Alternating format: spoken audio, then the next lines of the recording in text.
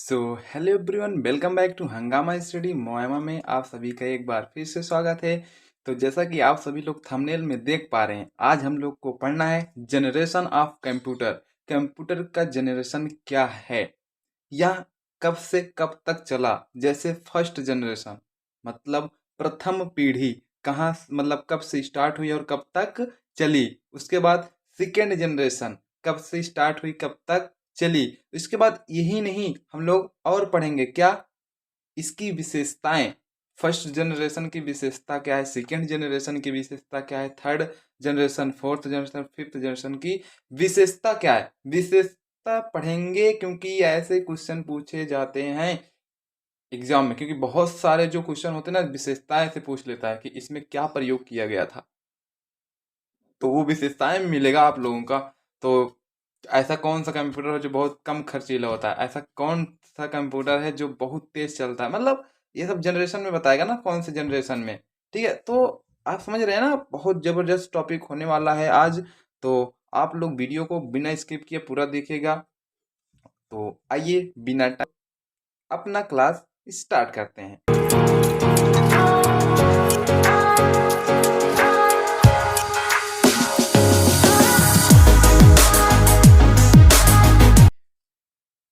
So hello guys, again welcome back to Hungama study मोइमा में एक बार आप सभी का फिर से स्वागत है। तो अब आइए कर लेते हैं शुरू। तो पहला हम लोग पढ़ने वाले हैं, पहला हमारा क्या है, कंप्यूटर की पीढ़ियां को लिखे। मतलब क्या है कंप्यूटर की पीढ़ी क्या है, सब लोग तो पढ़ लेते हैं बट कंप्यूटर की पीढ़ी क्या है यही नहीं पता है। तो मैं आप लोगों को बता दूं कंप्यूटर की पीढ़ी क्या होती है। कंप्यूटर की पीढ़ी मतलब जैसे कंप्यूटर की शुरुआत कब हुई है ना, कब से हुई और उसके मतलब समयानुसार उसमें कैसे, उसके बनावट में, ठीक है, उसके गुण में, उसकी स्पीड में, उसकी साइज में। आप समझ रहे हैं। जैसे पहला बहुत, जैसे पहले कंप्यूटर का रहता था, जो पहला कंप्यूटर था वो इतना बड़ा था ना, इतना बड़ा था, उसको एक कमरे में रख दिया है तो कमरा भर जाता था। तो साला समझ में नहीं आता तो इसको कहाँ से कुछ स्टार्ट करे, कहाँ से बंद करे, कहाँ से चालू करे, तो उसको मैनेज करना बहुत ही प्रॉब्लम होती थी। आई बात समझ में। तो कंप्यूटर की पीढ़ियां हैं क्या, मेरा समझाने का मतलब क्या है, कंप्यूटर की पीढ़ियां मतलब कंप्यूटर की शुरुआत कब से हुई, उसकी बनावट, उसके गुण, उसकी कीमत, उसके साइज में इत्यादि समयानुसार मतलब समय समय पे कैसे बदलाव होते चले गए, उसी के बारे में पढ़ना ही कंप्यूटर की जनरेशन कहलाता है। आई बात समझ में। किसके बारे में पढ़ना, चलो मैं आपको बता देता हूँ। कंप्यूटर की शुरुआत, दूसरा कंप्यूटर की बनावट, कंप्यूटर की बनावट, गुण, कीमत, स्पीड, साइज इत्यादि, देख रहे हैं आप, इत्यादि के बारे में पढ़ना कि कैसे कैसे इसमें बदलाव होता गया, उसी को क्या कहते हैं, कंप्यूटर की पीढ़ियां कहते हैं। आई होप आपको समझ में आ गया होगा कंप्यूटर की पीढ़ियां किसे कहते हैं, कंप्यूटर इसकी शुरुआत हुई, इसके बनावट, इसके गुण, इसकी कीमत, इसकी साइज में आदि कैसे कैसे चेंजेस होते चले गए, इसी के बारे में पढ़ना ही कंप्यूटर का जनरेशन कहलाता है। तो आई होप मजा आ गया होगा, बहुत अच्छे से मैंने समझा दिया होगा आप लोगों का। तो अब आइए नेक्स्ट देख लेते हैं इसकी जनरेशन कितनी है। हाँ, एक नोट करके आप ध्यान कर लें, नोट आपका क्या है, यही है आपका नोट। ठीक है, ये है आपका नोट। तो ये नोट मैं आप लोगों को क्यों दिखा रहा हूँ, फिर से मैं आपको ड्रा कर रहा हूँ एक बार। ये नोट बहुत जरूरी है क्योंकि आप लोग कहेंगे नहीं नहीं सर आप गलत बता पढ़ा रहे हैं। नो बच्चा, गलत तो नहीं बताते हैं। ठीक है, नोट में देखो एकदम साफ साफ लिखा है कि कहीं कहीं पे ना कंप्यूटर का जो जनरेशन का टाइमिंग होगा, ड्यूरेशन होगा ना, 1 2 3 साल का अंतर हो सकता है। ठीक है, तो इसमें कोई टेंशन नहीं लेना है क्योंकि ये अनुमानित किया गया है, तो सब लोग अपने अनुमान के अनुसार बताते हैं। राइट, आई होप आप लोगों को समझ, तो टेंशन बिल्कुल नहीं लेने का यार। आप लोग पढ़ रहे हैं किससे, हंगामा स्टडी, आप समझ रहे हैं ना, तो हंगामा करेंगे हम लोग बस केवल। तो आइए नेक्स्ट देख लेते हैं क्या। अब देखिए हम लोग प्रथम पीढ़ी को पढ़ लेते हैं कि प्रथम पीढ़ी क्या है।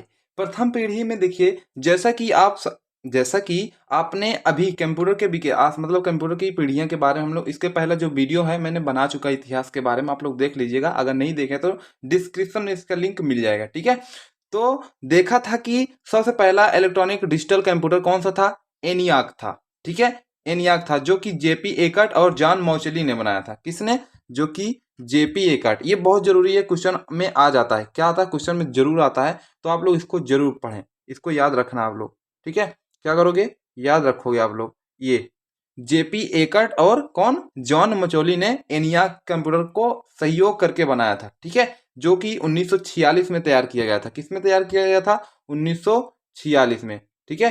किस में तैयार किया गया था? 1946 में। अब इसमें एक चीज समझने वाली बात है कि बहुत सा इस जो 1946 में है एनियाक के अंतर्गत, पता है आपको, एनियाक के अंतर्गत इसमें बहुत सारे कंप्यूटर आ जाते थे।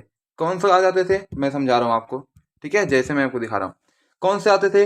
यूनिवैक आते थे, इडवैक आते थे, इडसैक आते थे। ये जितनी भी कंप्यूटर थे इन सभी में किसमें आ जाते थे? प्रथम पीढ़ी में ही आ जाते थे। और एनियाक आया था, ठीक है, एनियाक आया था, जो कि खोज किसने किया था इसका? जेपी एकर्ट और जॉन मोचेली के सहयोग से, या 1946 में। बहुत पूछा जाता है 1946 में कौन सा कंप्यूटर तैयार किया गया था, तो कौन सा? एनियाक। और प्रथम कंप्यूटर यही भी है, ठीक है, डिजिटल प्रथम कंप्यूटर कौन है? एनियाक है, तो याद रखिएगा। अब अगला टाइमिंग वाला, इसका ड्यूरेशन क्या है? प्रथम पीढ़ी कब से कब तक चली?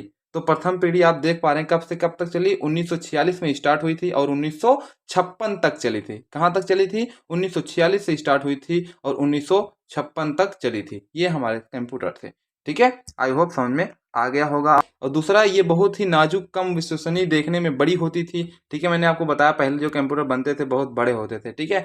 दूसरा क्या है? तीसरा, इसमें बहुत ज्यादा एयर कंडक्टरों का प्रयोग किया जाता था। संग्रहण के लिए मैग्नेटिक ड्रम का प्रयोग किया जाता था। इसकी स्पीड जो होती थी ना, इसकी स्पीड बहुत मंद होती थी, मतलब बहुत धीमी होती थी। और इसमें मशीनी भाषाओं में प्रोग्रामिंग का प्रयोग होना था, ठीक है। ये सारे मैं पीडीएफ आपको वीडियो के लिंक, डिस्क्रिप्शन के लिंक में दे दूंगा, वहां पे आप जाके वहां से डाउनलोड कर लेना, ठीक है। आई बस समझ में इस पीढ़ी की गुणवत्ता एवं विशेषताएं। तो क्या था इसमें? ये स्विच डिवाइस में इक्विप्ड रेडियो का प्रयोग किया जाता था। ये बहुत बड़ी होती थी, मतलब कम विश्वसनीय होते थे। इसमें बहुत ज्यादा एयर कंडक्टरों का प्रयोग किया जाता था, मैग्नेटिक ड्रम का प्रयोग किया जाता था, ठीक है। बहुत इसकी स्पीड क्या थी? बहुत स्लो थी, बहुत धीमी थी, ठीक है। अगला देखते हैं सेकंड जनरेशन। सेकंड जनरेशन क्या है? सेकंड जनरेशन अगर आप लोग देखेंगे इसमें क्या है, या 1946 में कौन सा था? फर्स्ट जनरेशन, ठीक है। और उस फर्स्ट जनरेशन में कौन था? यूनियाक, यूनियाक, ठीक है, यूनियाक। अब यूनियाक में कौन कौन सा? इडसैक, इडवैक, इडसैक, इडवैक और यूनियाक। अगला क्या है? 1956 से द्वितीय पीढ़ी की शुरुआत हुई। क्या कह रहा है? 1956 से द्वितीय पीढ़ी की शुरुआत हुई थी। इन सारे कंप्यूटरों में ना किसका प्रयोग किया गया था? वही तो मैं आपको बताया ना, किसका प्रयोग किया गया था? ट्रांजिस्टर का प्रयोग किया गया था। किसका प्रयोग किया गया था? ट्रांजिस्टर का प्रयोग किया गया था। और ट्रांजिस्टर के प्रयोग करने के कारण ही ना इसकी, मतलब क्या बताएं, इस कंप्यूटर में इतना बदलाव हो गया ना कि आप सोच नहीं सकते हैं कितना बदलाव हुआ। आप देखेंगे, मतलब इसका आकार छोटा हो गया, इसकी स्पीड बढ़ गई। आप समझ रहे हो? किसको का प्रयोग करने से? केवल आईसी का, मतलब ट्रांजिस्टर का, सॉरी, आईसी का नहीं, ट्रांजिस्टर का, ठीक है। ट्रांजिस्टर के आकार में छोटा होना, स्पीड में मुनाफा होना, ज्यादा विश्वसनीय होना। और इसकी प्रक्रिया कब से कब तक चली थी? 1956 से 1964 तक चली थी। ये क्या थी? जिससे मतलब जो 1956 से 1964 तक चली, इसे कौन सा जनरेशन कहते हैं? द्वितीय जनरेशन, मतलब सेकेंड जनरेशन, द्वितीय पीढ़ी। आई बस समझ में? चलिए अगला देख लेते हैं।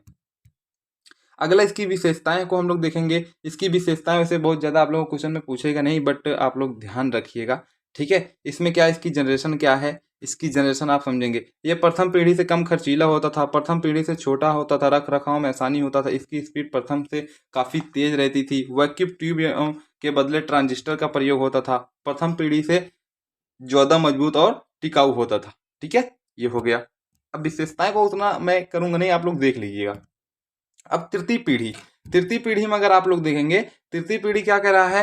तृतीय पीढ़ी, इस पीढ़ी की शुरुआत कहां से हुई? 1964 से, ठीक है, 1964 से हुई थी, जो कि कब से कहां तक चली थी? 1964 से 1973 तक चला था। अब इस कंप्यूटर का वजन जो होता था ना, बहुत कम होता था। क्या वजन? देखेंगे उसका वजन जो होता था बहुत कम होता था। और इसी तृतीय कंप्यूटर में, और किसके कारण जानते हो? इसी तृतीय कंप्यूटर में किसका प्रयोग होता था? आईसी। आईसी मतलब समझ रहे हो? इंटीग्रेटेड सर्किट का प्रयोग किया जाता था। आई बात समझ में? तो तृतीय पीढ़ी की शुरुआत कब से हुई थी? 1964 से। और चली कब तक थी? 1964 से 1973 तक ये चली थी। आई बात समझ में? और इसमें किसका प्रयोग किया गया था? आईसी का। और सेकेंड वाले में किसका प्रयोग किया गया था? ट्रांजिस्टर का। सेकेंड वाले में किसका प्रयोग किया गया था?